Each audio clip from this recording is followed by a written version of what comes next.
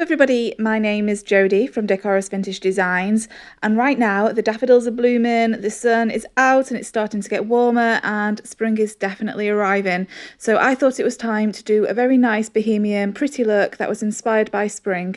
So stay tuned and I will show you how to get this look.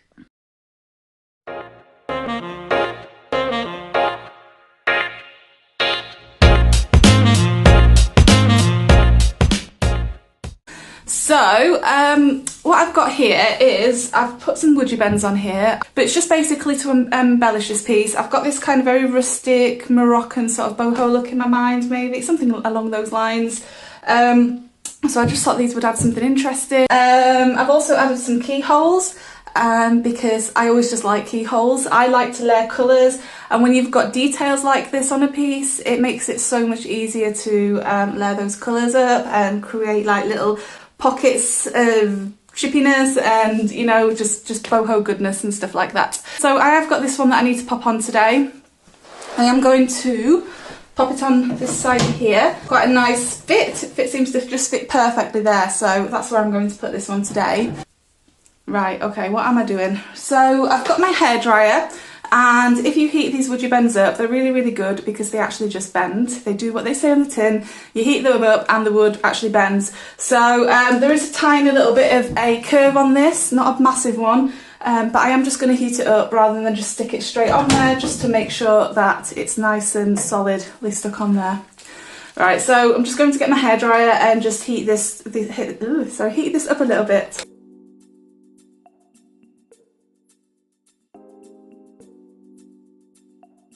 It doesn't take long and then it starts to bend.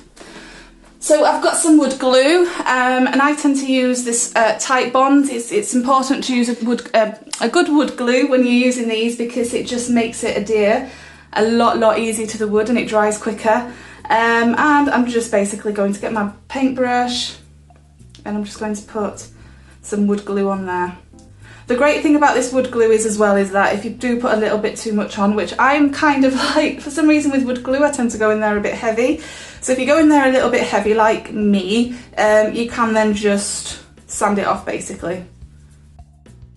So now that the wood glue is on there, I am just going to stick this to my piece, and once I've stuck it on, I will also heat it up a little bit again just to make sure that it is well stuck on there. Right, okay, so I've got my tub. And I've got some sea spray, I've got some pearlescent glaze. I don't know if anybody's ever used this, but I really like to mix this with colours, and I've also got some mint Julep. So I've never mixed a colour with pearlescent glaze and then sea spray before, but I'm all about the sea spray. Sea spray is one of my favourite things to use, so I'm just going to give it a try and see what happens. You guys know how much I love sea spray. I use it in most of my projects. So I'm going to start by mixing probably around 50-50 pearlescent glaze with my mint Julep. At this point I am not actually sure if this will actually work with the sea spray, so I was just trying to get a little bit experimental and creative here. So once that was all mixed together, I went in and got my sea spray, and I very much apply sea spray in the sense of what I feel like and how textured I want it to be.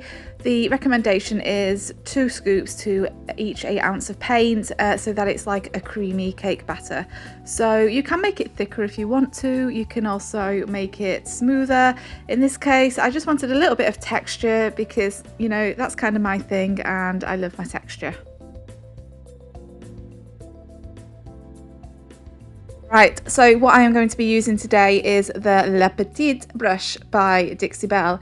This is a brand new brush to the range and it is very soon to be released, and it is amazing. It is a natural and synthetic brush mixed together, and it just creates a lot of texture, and it has a large surface area, which also means that it holds a lot of paint.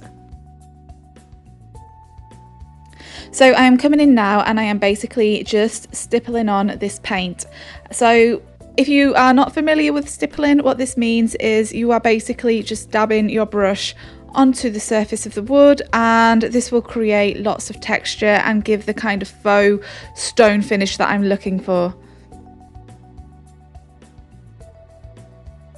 I like to paint my WoodUbends as well mostly after I have applied them to the furniture.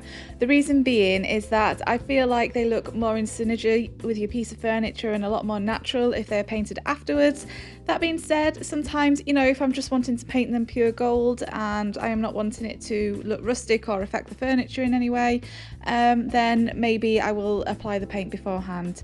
All of the WoodUbends, by the way, and the codes and all the products that I am using will be listed below. You can also get your Dixie Belle and WoodUbend supplies through my links below as well. So my techniques are all very much just about being playful and creative, and as I always say, there's no right or wrong way to paint. Sometimes it's just good to do what you feel like doing, and that's kind of what I'm doing here. So while my mint julep and sea spray is still wet, I am just coming in with a chip brush and some Mermaid Tail, and I am very softly dabbing that into some of the paint, and that is just to create some very soft blending and depth. And I am also bringing in some Paint Blue into the middle there just to highlight those panels. Okay, so now that this is all dry, I think it's time to paint some flowers. So I have a fan brush, and I also have some Evergreen by Dixie Belle and my water mister. I'm using a water mister because it helps me move the paint. So all I am literally doing is working upwards and just doing some squiggly lines, and some of those squiggly lines connect to each other, and it is honestly as simple as that. The fan brush is a great way just to create that kind of grassy effect and vine effect of, you know, the plants that I'm trying to create here.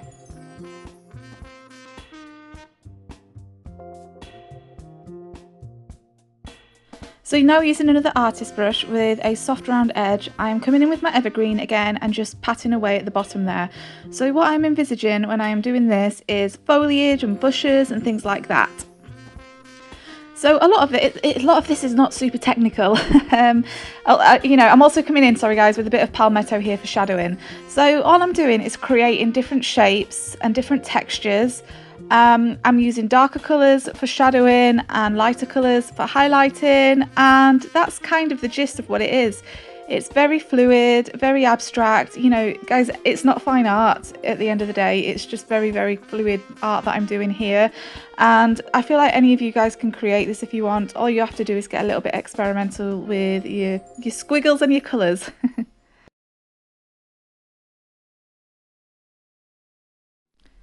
So one thing I forgot to do that I was supposed to do before I started painting my flower stems was add some glaze. So what I have here is some Gold Shimmer Glaze that really you can just apply with any brush. I just decided to apply with my artist brush because that's what I had to hand basically. And I am going to put this all over the piece. It is straight from the pot. I haven't watered it down like I normally do, but I am putting it on very thin. So all I want this to do is just to give my piece a little bit of a glow. I am adding it a little bit extra there on the panels because I feel like it gives the image of sunlight. Can you see just how much that is making the background glow now on those panels? And I just feel like it's perhaps making it look like the light is hitting the flowers there, or what will be the flowers.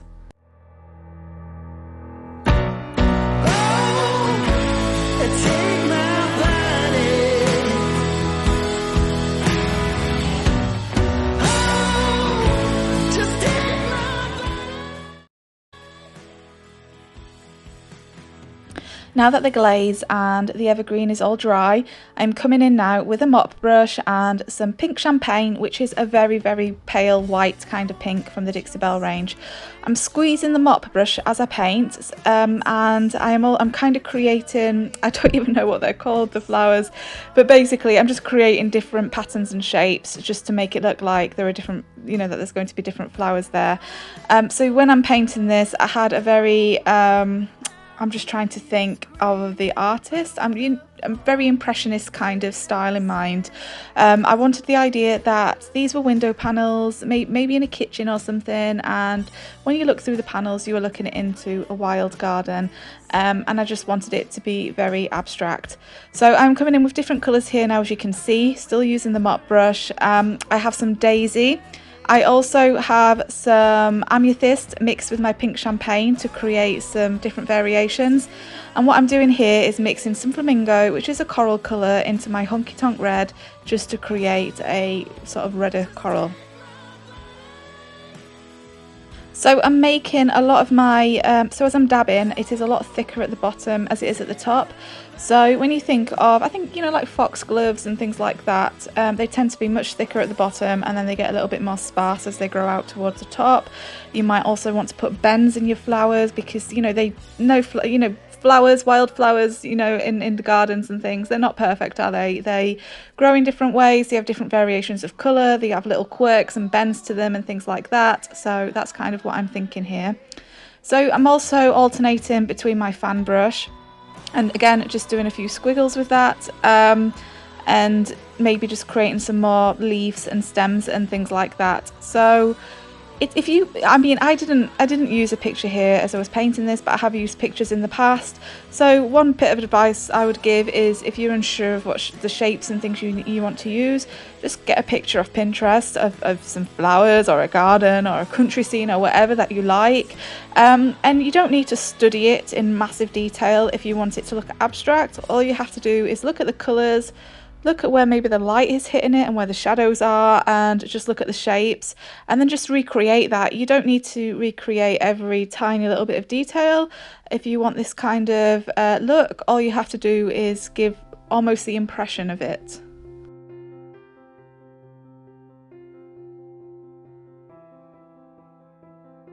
So as you can see, I'm just building up colours, building up shapes very gradually, going back and forth between my brushes and adding. So as you can see there, there's a red flower there with a little bit of yellow in it. And what I'm also doing is making sure that the paints, there's plenty of water as I'm painting.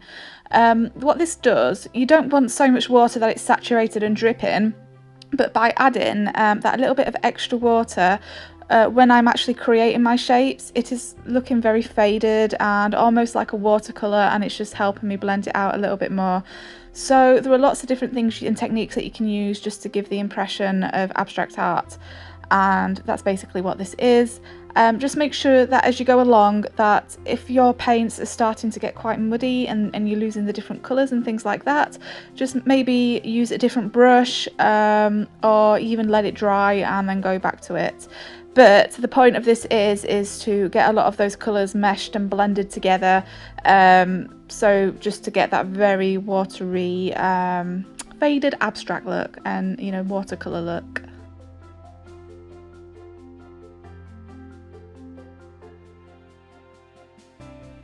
If you have any questions on this at all, guys, don't hesitate to drop me a message on any of my social media platforms. I'll drop a comment below. I think the next time I do a fluid look like this, I am probably going to talk about it as I'm painting, so I can tell you what's going on there in my mind at the time, and I feel like the explanations then would be much clearer to you. But you can kind of get the gist. You can see what colours I'm using here. They're also listed below as mentioned before. You can kind of see the different techniques that I'm doing with my brush strokes. So there's no set process to this. It's just my usual weird, crazy, creative process that I go through to get the looks that I get. And I just encourage you just to have a play. That's how I've learned. I am not taught in art in any way. I have literally just picked up a paintbrush one day and just started experimenting and playing with colours, and so I'm self-taught.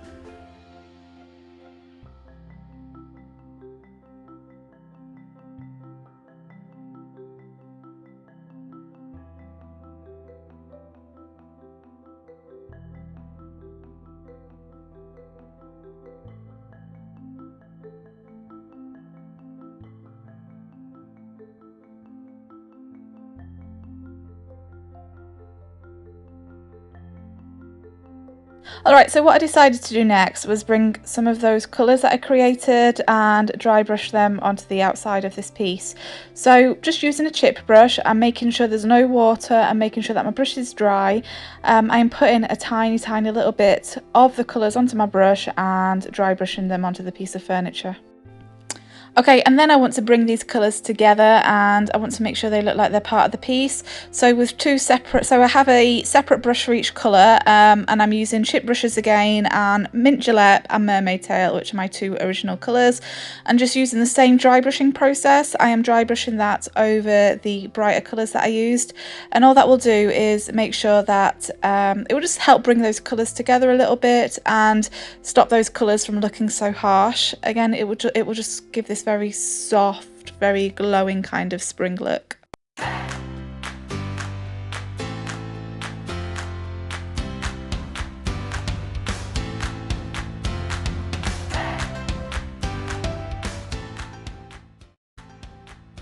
So I'm following the exact same process with the drawers as I did with the doors as well. As you can see, the colours there are very, very bright and very in your face, and they need some softening up. And the easiest way to do this on this occasion is, as I say, just to get your original two colours, which in my case is Mint Julep and Mermaid Tail, and then just dry brush them over the top.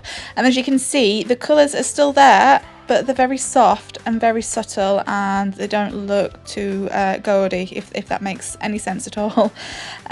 So yeah, so again, it's just all about playing around with colours and just seeing what works and just having fun.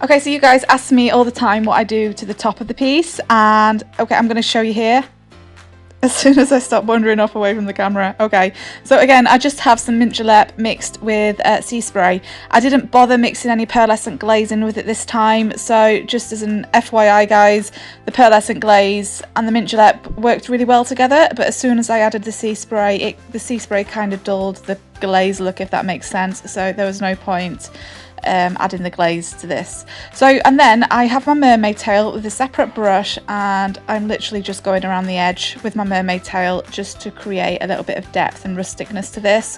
What I will do as well, once the sea spray is dried and the whole paint is dried, I will then gently sand the top of it to make sure that it's not very gravelly and that it's nice and smooth but still looking textured, and then I will use Cape Gator Hide, as I do with all of my tops, just to make sure that it is nice and tough and durable.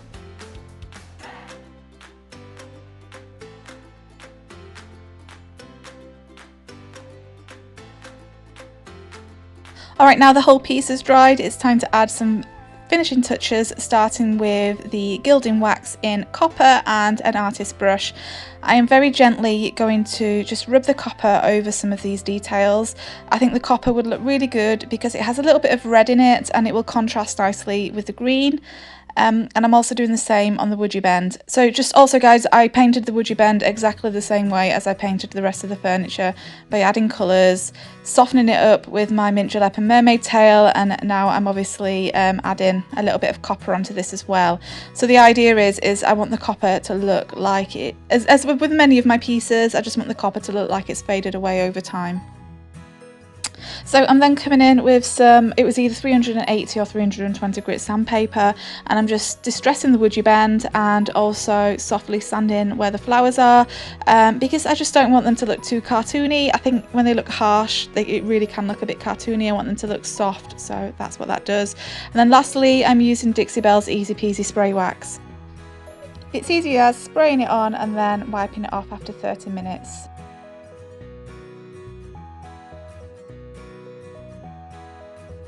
Okay, and so here's the finished look. I really hope you guys enjoyed this tutorial. I had lots of fun painting this. I'm interested to know whether you guys have painted anything like this before, or interested in painting anything like this. If you've enjoyed this video, then please don't forget to let me know in the comments, and also give it a thumbs up and a subscribe. Have a wonderful day, and thank you for watching. Bye bye.